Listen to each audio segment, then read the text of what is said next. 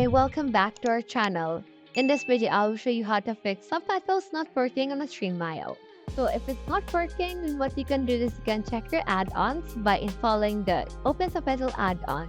Make sure that Open Subtitles free is installed, and you can try uninstalling and reinstalling it. You can also adjust the subtitle settings by setting your default language by going to settings and player and checking default subtitle language.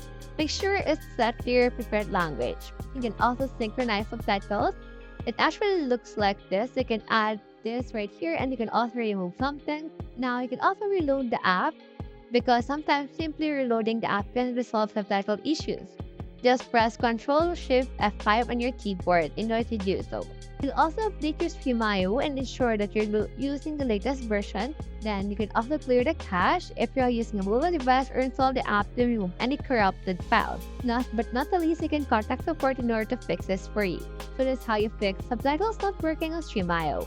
Hope you helped.